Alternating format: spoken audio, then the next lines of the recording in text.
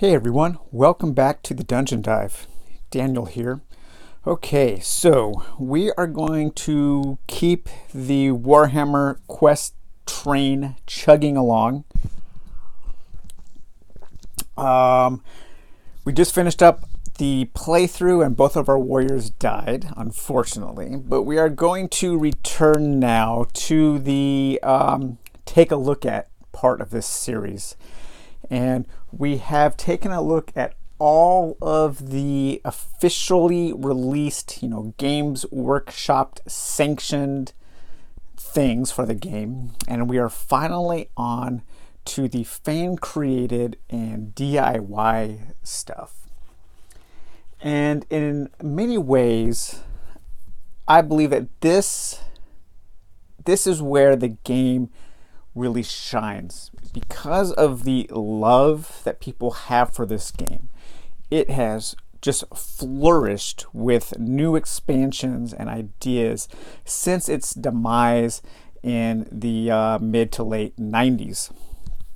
And one person who is really keeping the torch lit, the coal burning in the oven for this game is a guy who goes by the name of Little Monk. And he is kind of, I would say, like, the internet's expert, the leading champion of Warhammer Quest. That's not to say that there aren't a whole bunch of other people making great things for this game. There are, definitely. But Little Monk is kind of like the go-to guy when it comes to compiling, creating all of this great stuff for Warhammer Quest.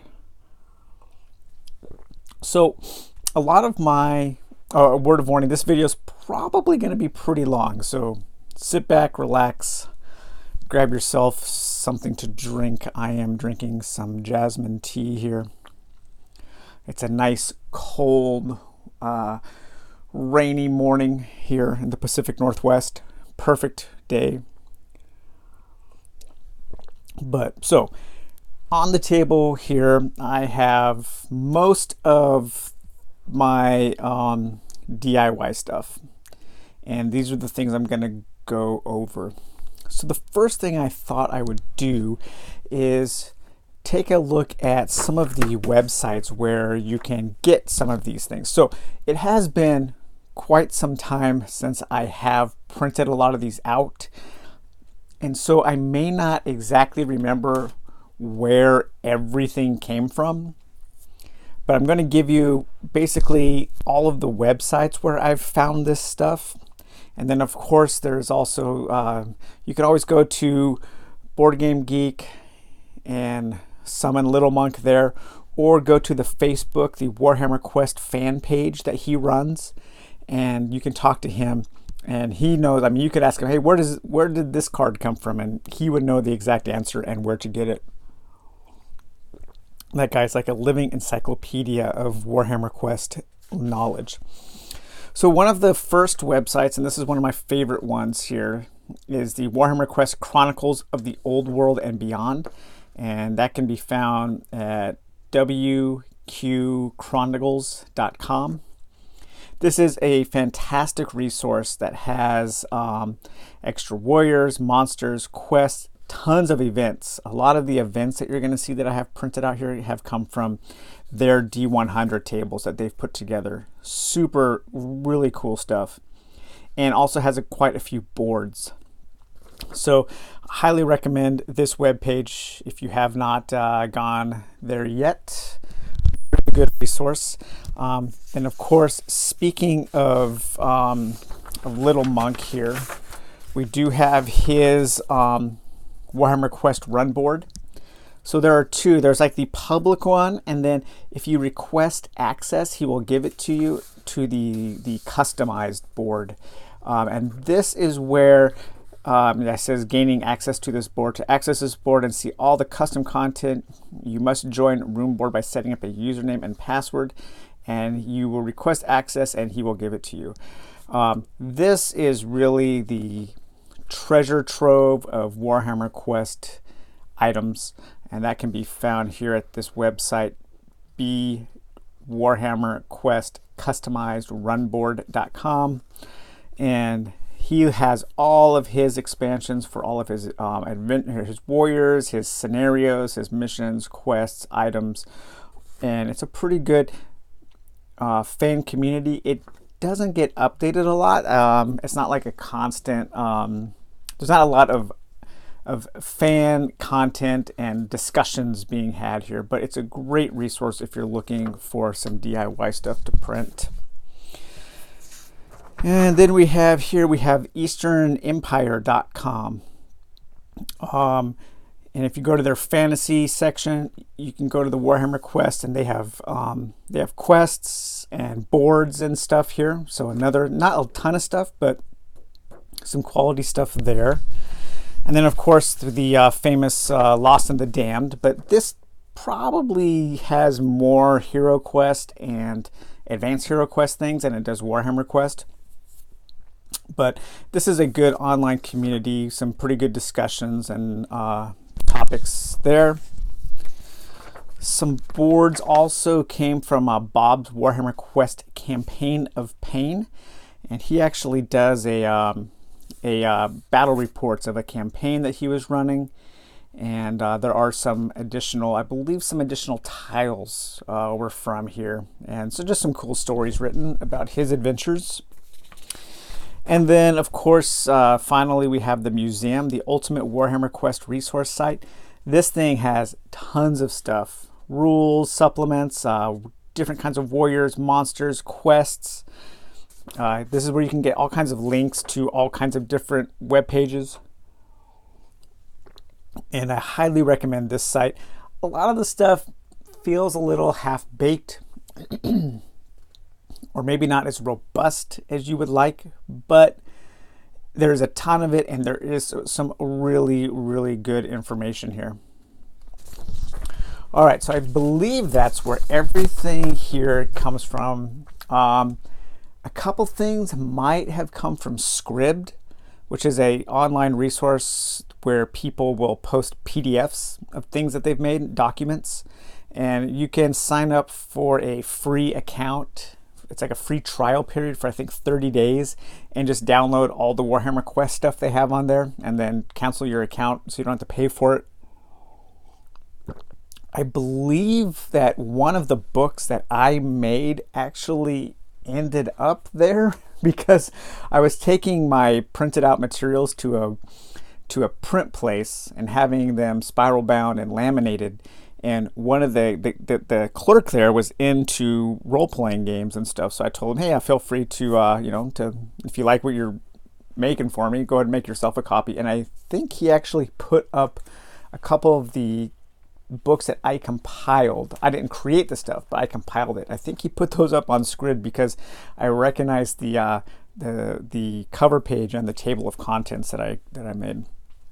But anyways, let's start looking at some stuff. We're going to save this stack for later. Let's come in here. So this is a really cool resource. This is called the Warhammer Quest Compendium. And this, I believe if you Google it, you can find this. I think this might have ended up on Scribd at one point, so it might still be there. But this is a collection of all of the White Dwarf articles.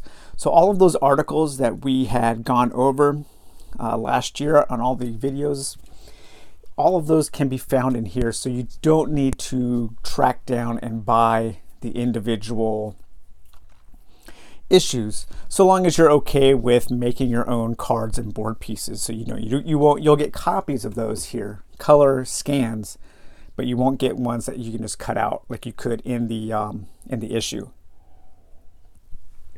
But now this has everything. This has your Mission Impossible, Flames of Kaza, Creatures of Darkness, Darkness Below, Dark Secrets. I mean, absolutely everything that you could want from all of the the original White Dwarf articles that dealt with Warhammer Quest. So highly recommended. I'm sure most people who already have this game know about this compendium.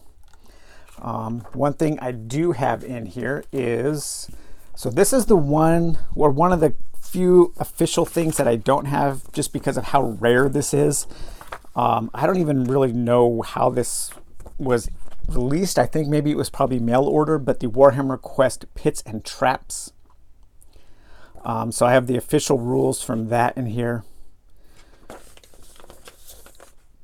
And then I can't remember. I think these came in the compendium. Maybe not, but if you can find those, I think if you just search for Warhammer Quest Pits and Traps, you should be able to find the PDF that contains all of the things you need. And then once again, I made these board pieces. So I just, I color copied or color printed the board pieces and then attached those to this mount board, this poster board. And so I have all of the, the bridge here that rotates, and the dead end, and the rotating room there where that rotates. So you can easily make your own Pits and Traps expansion. Highly recommended, because I've never even seen that thing for sale, and it's like the rarest piece of official content for the game. All right, so up next we have, this is a really fun book. I think this is the one that I saw on Scribd with my table of contents.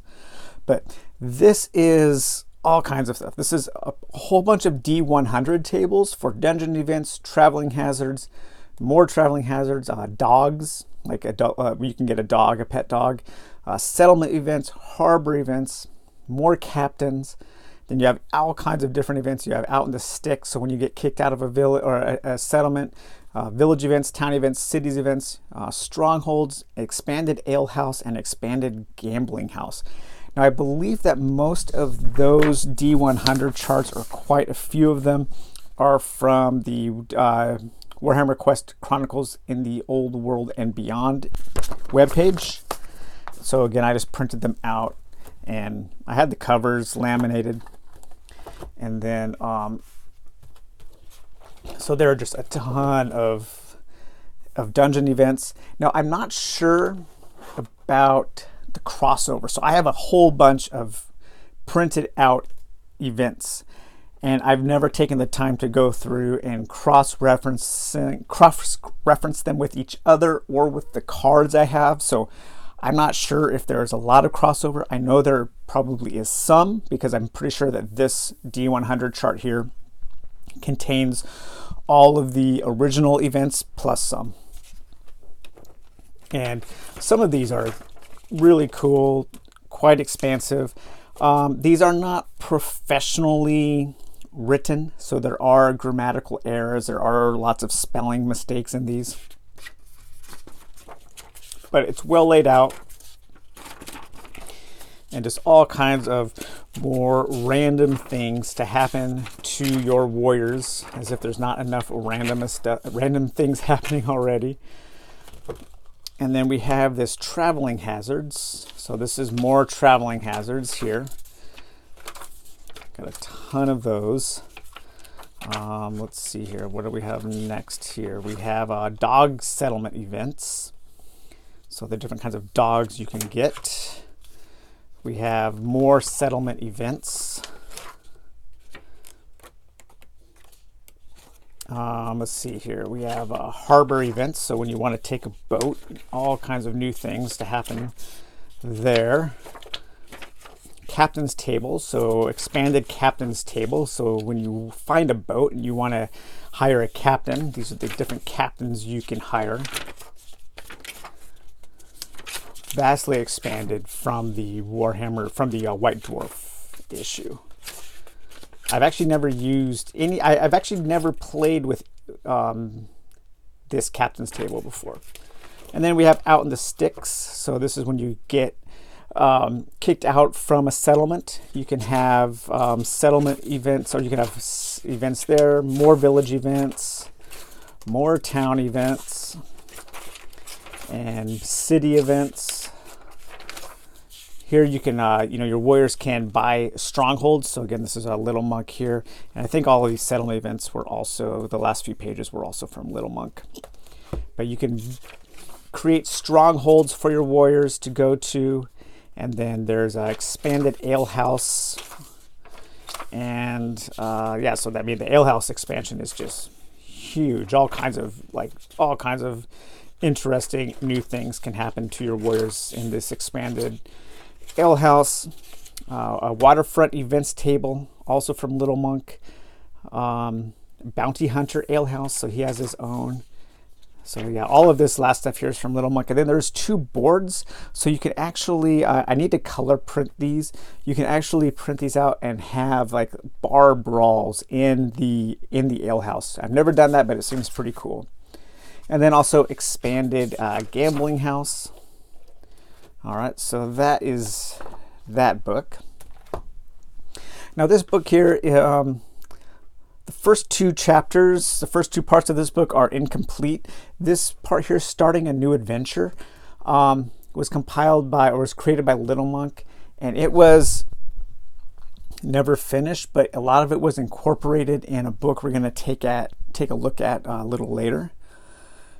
Beyond the Gray Mountains is a full campaign setting that this group was creating. Really cool, seemed very ambitious, but they never finished it. And so the materials here are unfinished, and it really sucks. I would have loved to have seen them finish this campaign setting.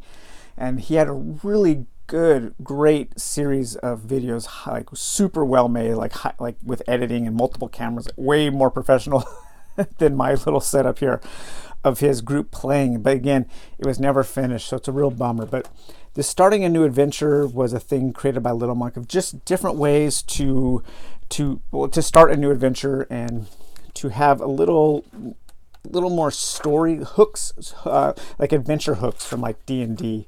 And they would have like different, so like, you know, if you were playing a certain warrior, you would have certain hooks to call your warrior to adventure. But like I said, a lot of it was never finished, so it's kind of you can't really use it too much. So here's the Beyond the Gray Mountains expansion. It talks about the campaign, talks about having themed, how to set up your event decks for theme. A lot of my event cards were printed from these, and there are ways, they had little color-coded symbols that you could put together to create thematic events. Again, there are more traveling hazards in this book here, new ones. Different ways to handle items and injuries. So I do like this. There are, when you're downed, you can get physical injuries, and so you're not just knocked out. It's not just game over. I do like that a lot. There's also mental injuries, which, you know, Shadows of Brimstone greatly expanded upon the idea of getting injured when you're knocked out. And then there are different settlements. So for the settlements for the Beyond the Gray Mountain, I actually made cards for all the settlement locations. And the way I made those was I actually just bought like a whole bunch of blank cards, the small like European size. And then I printed the front and back and just, you know, sandwiched those in between a cheap little Mayfair penny sleeve here. And they're not perfect, but, you know, it's good enough. And so we have all of these different settlements for the Beyond the Gray Mountain campaign. And as you can see, there are different colors. So there's blue, there's red, and there's green. And so there are different, you know, different rarities of some of these locations are harder to find than others. And so when you would go to a settlement, you would create a settlement deck, kind of like you would create a dungeon deck in the game. And then you would, you know, you would of course populate it with the more likely to find settlements would take up most of the deck, with the special settlements would take up a little bit less. So you would get to kind of discover the settlement as you went. And then for each one of those, there's a little printout. So, you know, you could just use the book here, but I went ahead and I printed out all of the settlement locations and just glued them with spray glue to this chipboard here. So we have a temple, a gunsmith. Most of these are just stores where you can buy stuff. General store, apothecary, stables, the butchers, blacksmith, gambling den. So you just have a little bit more variety in the places you can go and the things that can happen there, and of course the different items that are for sale at the different areas. So those are pretty cool, but again, a lot of it is unfinished, and so that's when something this cool is unfinished, it's a real bummer, because like they were so close to making something pretty extraordinary. Okay, so now we're getting into some of the finished adventures. So these are from Little Monk, and this is a 3-part little campaign for beginning adventurers called Every Good Barbarian Deserves Favor. And as you can already see, he treats his he treats his expansions very much like they are an official expansion. He even uses like the language that Games Workshop uses. So when you're reading it, it reads like a GW officially released expansion, which is really cool. So this has, I believe it's 3 little quests that are linked. And this expansion you don't need to print a lot of stuff. I think it just has a couple cards that come with it. Yeah, you have a treasure card, the Shield of Jana, and an event card, Ensnared. But it uses all of the other stuff from the base game. Okay, then we have a more robust little expansion called Hezok's Revenge. And that actually comes with a whole bunch of event cards. I mean, this is more non-combat events than come in the base game. This is really cool. And for these, like I said before, this was a combination of either sandwiching color printed stuff in between a card like that, or buying those the blank ones and then just printing the face on those. And so yeah, sometimes when you look at the top of the deck, you can tell what's coming up next just based on the size of the print or the corners or something. So a way to alleviate that is, of course, always drawing from the back. Or if you're also interested, Little Monk did just create that can go on top to prevent you from seeing all of your DIY stuff. And so you never know what's on top. And you can get those from Board Game Geek. He uploaded those files. But yeah, just all kinds of neat things in here. And then the actual expansion here. Again, it has a number of quests with monster tables. And I believe this one uses all of the original, or he does have this water cave, which we'll go over. That is a new tile created by him for this expansion, and this board here.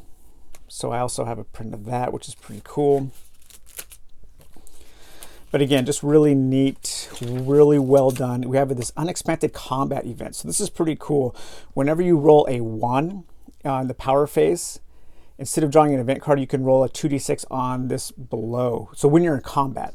So rather than having to draw an event card that just kind of like, it kind of maybe will disrupt the flow you saw in that last game. Like you can, during the middle of combat, discover a weapons rack or a trapdoor. Well, rather than if you roll a 1 in the power phase during combat, you roll on this, and then it's different things that can happen that are more combat related. So that's kind of cool. I should play with that next time. And then another expansion here, the Tunnels of Pestilence. And this is another small 3-quest expansion that uses some new stuff and some tiles from White Dwarf, which we can take a look at those. And this kind of like, I believe, goes in tandem. I think actually this is a 6 quest. This might go in tandem with the official one. What was it? The Domain of the Horned Rat, the planned big box expansion that was scrapped. So you have a whole bunch of Skaven event tables here, new magic, and armor and weapons and Skaven monster tables. So pretty cool stuff in there. And then this is a collection of, let's see, house rules by Hike, and this is version 1.1. I do not remember where I got this, but I don't know if you search for Warhammer Quest house rules Hike. I'm not sure, but this is a huge collection of some house rules that somebody put together, which there's some really cool things in here. Different treasure tables to roll on for scrolls and loot, non-magical equipment, non-magical valuable treasures, arrows and ammunition, potions, jewelry,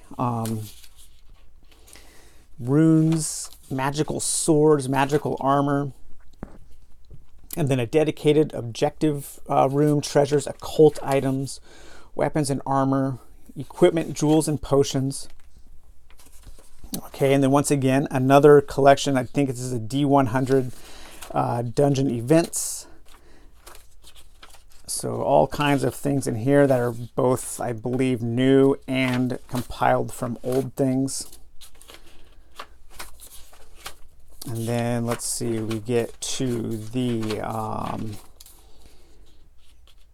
combat event table, settlement events, again, more things. So like I said, there's just so much in these fan-made things that it can be almost overwhelming. It's like you could just pick one book and play with that for probably like a month before you get bored of it.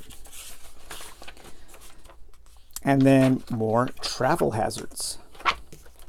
So yeah, Warhammer Quest house rules by Hike. This is a little thing I got from the Warhammer Quest Museum, and this is a way to use the pictures on the board or the things you can find in a dungeon to add rules to those, and different ways to add little features to your dungeons. This reminds me of something that might have been in Advanced Hero Quest. It's a little half-baked, but it is good for reading if you want to get some, just maybe some like different ideas. And then also a serious injury charts, which I've never used, but they seem cool and I will use at some point.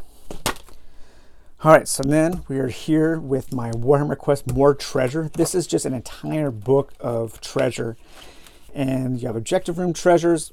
And I like this because it's separated by levels. So that way, you know, you're not finding a super powerful weapon right at the beginning and then like just completely destroying any challenge in the game. Or conversely, finding something at level 10 that is super weak. So it's a way to scale the treasure throughout the adventure, throughout the campaign. And then we have your cards. The nice thing about this is each of these are numbered for, I think it's a D66 roll. So you don't have to print these out. You can just roll your 2D6. So you can be like, let's see, 66. So then you can just find card 66, and that is the item you would have found, the Hammer of Sigmar. And then we have yet more treasure tables, dungeon room treasure. Again, these cards are all numbered, so you don't need to print them out. You can just use this book as a resource. I like that, because printing out cards and cutting them and sleeving them, that can take a lot of time. So whenever something's in a table like this, I appreciate that. It's just easier to print an entire book and use that. We have more objective room treasure.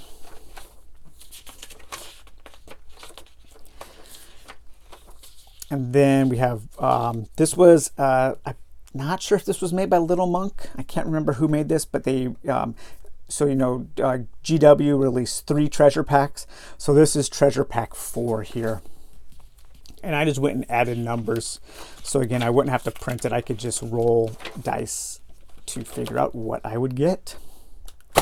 And then you've seen what I thought was very useful was just, I downloaded a PDF copy of the roleplay book from Scribd and printed out the bestiary and monster tables, and then just use that in a book. So that way you have easy access to all of the monsters, their stats and their powers, and something that can easily be, you know, flipped and manipulated, because that role play book, you know, the binding is not going to last forever.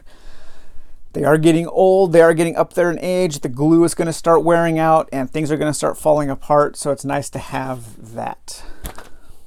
All right, we are about a third of the way done. No, two-thirds of the way done. So now we're into like the kind of like really comprehensive sets, things that Little Monk has worked on. And so this is a absolutely huge expansion on par with the Catacombs of Terror and the Orc Lords expansion. This is called Hall of the Hag Queen. And so this comes with a ton of cards that you can print out, new monsters, new events, and information cards here. Very, very professionally, highly well made. And this thing just, it reads and looks exactly like an official GW expansion. You've got the nice layout of the minis you can use, the new board pieces. So you've got your bottomless pit, your landing, a crystal cave, a water cave, and then the Temple of Cain, which is your new objective room. You've got your minis that you would use, your basics, your background. So I mean, yes, I mean, just look at this thing. It looks like an official GW product. You've got all your rules for your different board pieces. Then you have your different adventures for that objective room. You have your advanced rules. You have a new unexpected events table, a new traps table. These are dungeon room events that can happen in the specific dungeon rooms, which is really cool. I've never used them, but I think I will use them next time. Again, add some more variety to the game. New items, new bestiary. And then what's really cool is this also, like the other official expansions, comes with a, man, tons of monster tables. Comes with a Games Master section that has a full adventure called the Slavery Coast. And that can be run with a party, and you can run that as a GM and take a party through a three deep pre-made adventure. So very cool. Excellent job there. And then we come to some of his newest things. So he started compiling list of hazards. So far he's made traveling hazards and settlement events. And the dungeon book is coming up soon. So again, this is just a whole bunch of different events you can have. And then again, settlement events, a whole bunch of different settlement events you can have. Super well done, all well written, compiled. And then this is kind of like his massive tome. He's been working on this for a long time. This is somewhat unfinished, so I probably shouldn't have printed and had it bound, but I really wanted it. And so I'll just do it when he's done completely. I'll do another one. But this is the Ultimate Adventure Book. And this book here, this massive book, compiles what I believe is every single adventure that is out there. From the official ones in the base game, the official expansions, to the White Dwarf, and to all of the fan-made stuff, or at least all of the stuff that Little Monk has made. This has hundreds of missions. Just an incredible, I mean, look at this. These are all missions here, that all quests that you can go on, and different ways to encounter the quests, different thematic ways to start them, different hooks. We have this list of like where this stuff came from. So we have Adventure Book, Citadel Journal, Catacombs of Terror, Death Blow, Hall of the Hag Queen, made by Little Monk, Little Monk Standalone Adventures, Lair of the Orc Lord, the Rule Book, the Role Play Book, the Ultimate Adventure Book, which is here, White Dwarf, and Warhammer Quest. You have different ways to start the adventures, different ways to encounter them, and it's a really incredible piece of work here. One thing that is a little weird about this book is you don't get expanded monster tables, and so he is also working on a book of monster tables that will go along with this book. So really looking forward to that. You have your collection of your special rules. So this is the part that's unfinished, where you have warrior specific quests. So that'll be nice when that gets done there.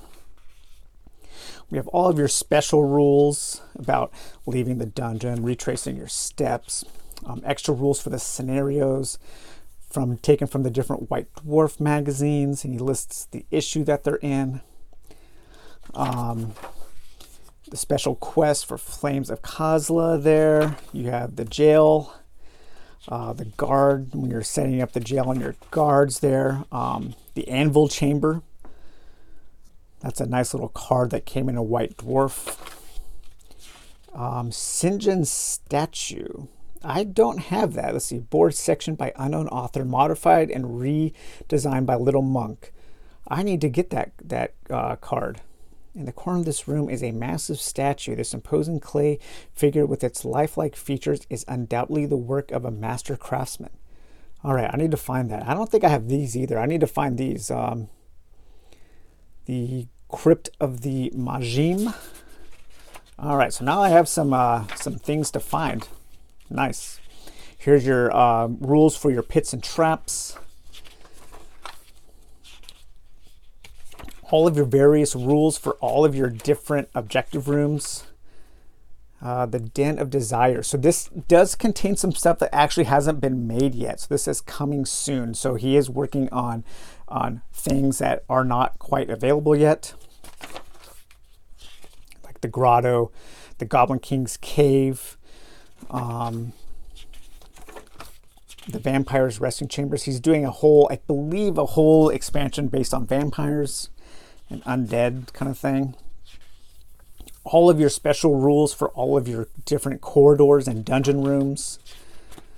So super useful. And then you have some basic, like level 0, level 1 thematic monster tables that you can use just to get some ideas on how to thematically populate your dungeons with monsters. So now he does allow you to download his stuff for free, but he also accepts and encourages people to donate. And if you do go and get his stuff, give him $10. If you download everything, give him $20 or something. I mean, this is a ton of work that he has put into all kinds of expansions. So now we'll just quickly go through some of the tiles that I've made. There's a little staircase. Here's my jail tile that I printed out, put on a board. My stairwell down. I have the official stairwell down, but from the GW, or from White Dwarf, but I like this one a little better. It's a little sturdier. Your dead ends. This is a trap where a boulder rolls down. I don't have the boulder out. Another perilous bridge there. We've seen this tile.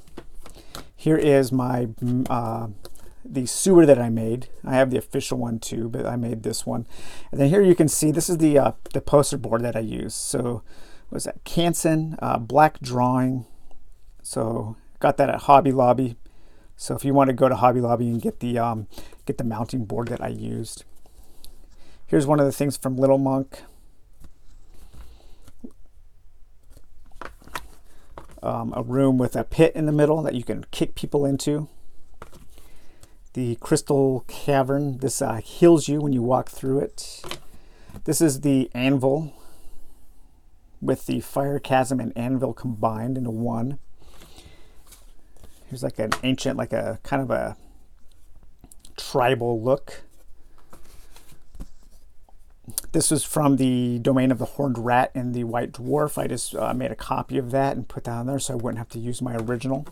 This is the objective room for the Little Monk, the Hall of the Hag Queen. And then, of course, this infamous tile here. Again, I have a couple. So here's my old one from White Dwarf. It's a little bent up, so I made a copy. Unfortunately, I sized it wrong, so it's a little smaller, but it works. These are originals. There's another one, which can't remember what expansion that's from. Lair of the Orc Lord or Catacombs of Terror, I believe. And those are all official. So that is about everything. Okay. My voice is very tired. I've also, just real quick, to show you what I'm doing with Advanced Hero Quest, is I'm making a ton of rooms for Advanced Hero Quest. And these are all going to have special rules written for them, where when you encounter this room, you'll go to a book and you will read about this room and have different kinds of traps or puzzles or encounters in these rooms. So lots of really cool printed things for Advanced Hero Quest here. Some of these are from the GW Dungeon Room expansion with art by Gary Chalk. But again, I've just mounted those onto some nice poster board to keep things nice and steady. And I still have a few to do. I'll show you. So like here I have a whole mess of things to print out and to mount. So like this stairway here. This is the carve. I believe these are the boards from the what is it? The box expansion for Advanced Hero Quest. The something Terror. I can't remember the super expensive expansion that doesn't even come with any minis. Hardly comes with anything, but it's super expensive. But yeah, so this is what I do. Like I just print these out and then cut them and spray glue them onto cutting board. So there are a ton of ways that you can expand your games of Warhammer Quest, Hero Quest, Advanced Hero Quest, and with many more. I mean, I'm sure this isn't even close to everything that you can possibly get. And if you guys know of any cool resources, let me know. Any cool places to get more things. I would love to discover some new stuff. Not that I need it, but it's always nice to have that feeling of endless possibilities exploring the old world and cool fantasy areas. So, all right, guys. Well, that is actually the end of my Take a Look At series of Warhammer Quest. I did it. We're done. I'm going to continue on a little bit with taking a look at Advanced Hero Quest and then the new Warhammer Quest stuff, which is pretty dang awesome. But yeah, so man, hours worth of Warhammer Quest footage on YouTube, which there really isn't a lot of. So hopefully this becomes kind of a neat digital museum, a virtual tour of the wonderful world and game that Games Workshop has created, something that has been loved for generations, really, for decades at least. So, okay, well, I hope everybody enjoyed this series, and yeah, it feels good to be done with something. So we will talk to you guys later. Bye-bye.